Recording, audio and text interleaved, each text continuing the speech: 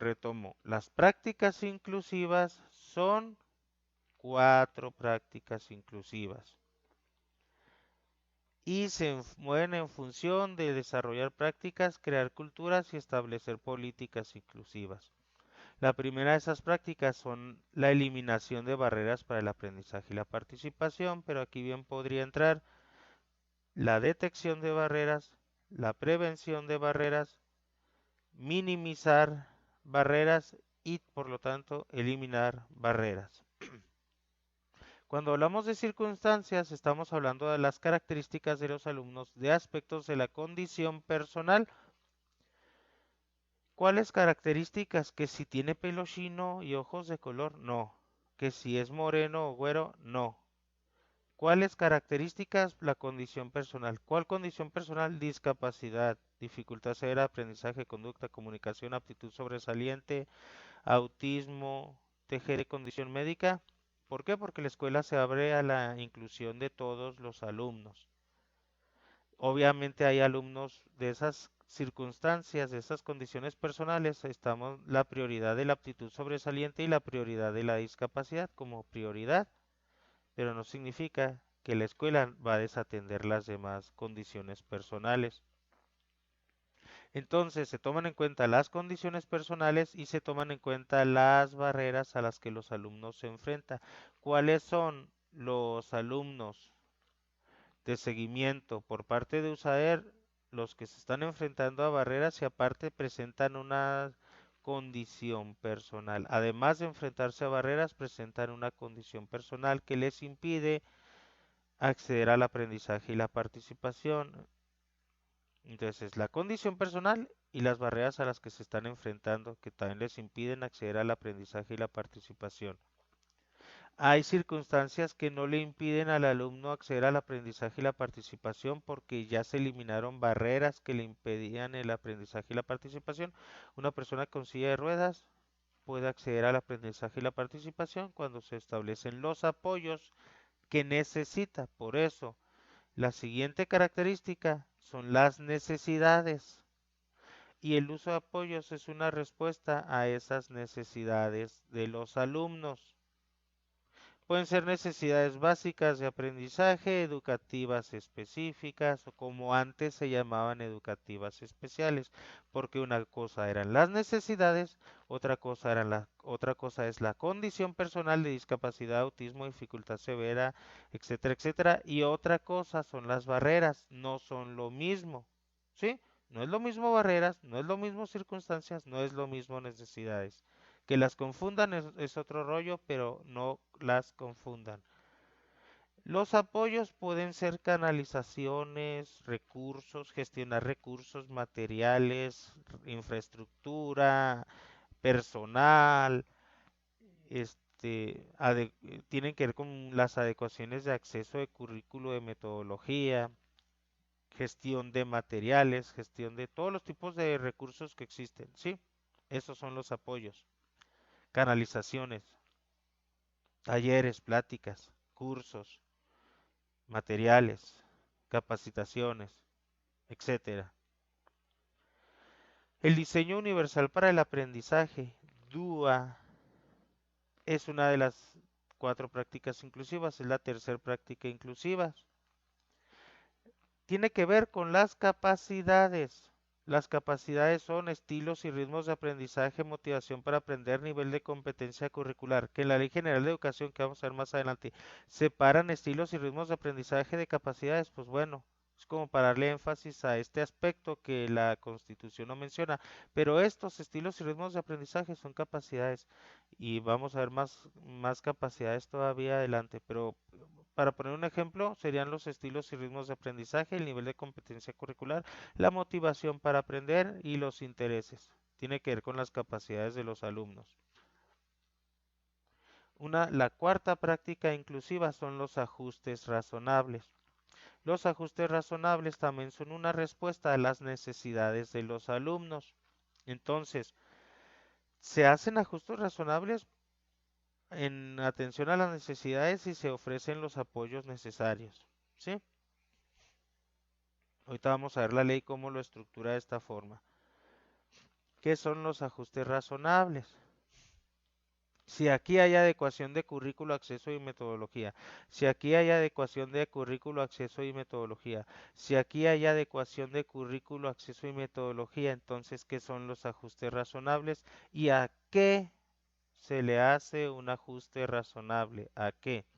El ajuste razonable son modificaciones adaptadas y adecuadas que no impongan una carga desproporcionada o indebida cuando se requieran en un caso particular para garantizar a las personas con discapacidad el goce o ejercicio pleno de sus derechos en igualdad de condiciones que los demás.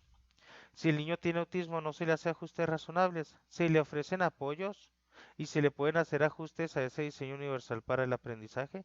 Si tiene diabetes, se le hacen ajustes razonables. Pues desde los apoyos ya les consideras tú desde el uso de apoyos ya lo estás tomando en cuenta su condición de diabetes o de salud. Entonces no hay que traumarnos ni querer sustituir las adecuaciones a los ajustes como si el ajuste razonable fuera un sinónimo de adecuaciones, porque no, es un ajuste razonable a ese diseño universal para el aprendizaje. ¿Sí? Tanto, los apoyos, la práctica 2, la práctica 3 y la práctica inclusiva 4 incorporan adecuaciones ya sea de acceso, currículo y metodología, o puro de acceso, o puro acceso y currículo, o acceso y metodología, o acceso, currículo y metodología, o pura metodología, puro currículo, puro acceso, ya dependerá, ¿sí? Tan así que las barreras también tienen que ver con adecuaciones, porque la falta de adecuaciones de acceso, currículo y o metodología implica barrera. Falta de adecuación de currículo implica una barrera. La falta de adecuación de metodología implica una barrera. La falta de adecuación de acceso implica una barrera. Vamos a retomar qué son las... No se lleven la nariz a la boca porque el coronavirus y todo eso.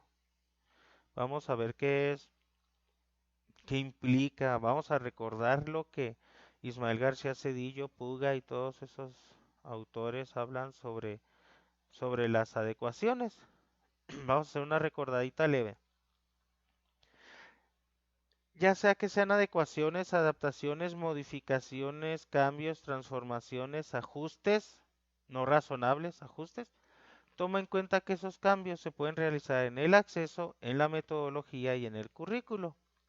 En el acceso pueden ser a nivel persona, aula y escuela, pero también están relacionadas con la infraestructura, con los materiales, con la comunicación y con personal.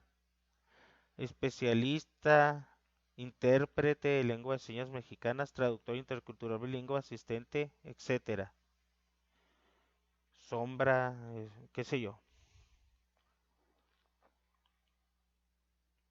En las adecuaciones a la metodología es el cómo enseñar y evaluar.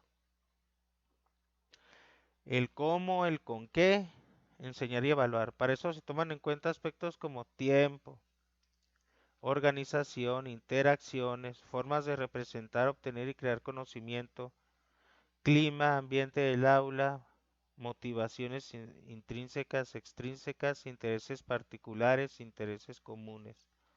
Currículo.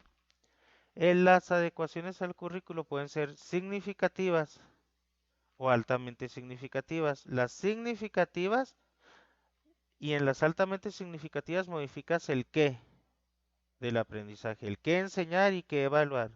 Entonces, en las significativas tú puedes modificar el nivel de complejidad de los aprendizajes esperados, aumentándolo o disminuyéndolo, de modo que implique un reto alcanzable para el alumno. También la temporalidad del aprendizaje, eligiendo un aprendizaje de otro grado o bloque, ya sea anterior o posterior.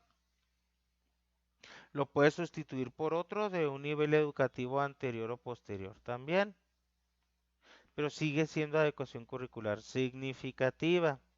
Cuando es altamente significativa, es cuando ya te vas a algo más básico, que son las habilidades adaptativas, que lo vamos a ver más adelante. Para adecuar, toma en cuenta siempre partir del bloque y del grado donde está el alumno. Al modificar el nivel de complejidad o la temporalidad, implica que estás priorizando un aprendizaje por sobre otro, siempre y cuando tiene que corresponder al mismo eje, ámbito o dimensión, al mismo organizador curricular de primer orden. Si de manera previa a la intervención de clase eliges aprendizajes esperados que requieren ese ajuste, estás favoreciendo a la diversidad. Los ajustes posteriores a la intervención del docente resultan poco funcionales, costosos y poco atractivos. No significa que esté prohibido, pero si se llegara a ser posterior a la intervención docente tendría esas características y no sería muy bueno que digamos. Al considerar a todos los niños desde un principio, tendrás que partir de las capacidades, las necesidades y las circunstancias. Las actividades de ampliación de un nivel de dificultad de un determinado aprendizaje pensadas para un alumno con aptitud sobresaliente le puede servir para enriquecer a todo el grupo. Se proponen para todo el grupo y enriqueces a todo el grupo. Del mismo modo, las que se están pensadas para un alumno con discapacidad se proponen para todo el grupo y algunos le servirán para reafianzar algunos aspectos. ¿Sí? Las adecuaciones curriculares altamente significativas en sí consiste en las habilidades adaptativas. Cuando tú estás planteando habilidades adaptativas, ya se considera que es una adecuación curricular altamente significativa porque incluso estas habilidades adaptativas se necesitan para acceder a una adecuación curricular significativa. Nunca va a poder acceder a una adecuación curricular significativa si no ha consolidado las habilidades adaptativas de ese chavito. Por eso te vas hasta las habilidades adaptativas, que son adecuaciones curriculares altamente significativas. ¿Sí? Ok.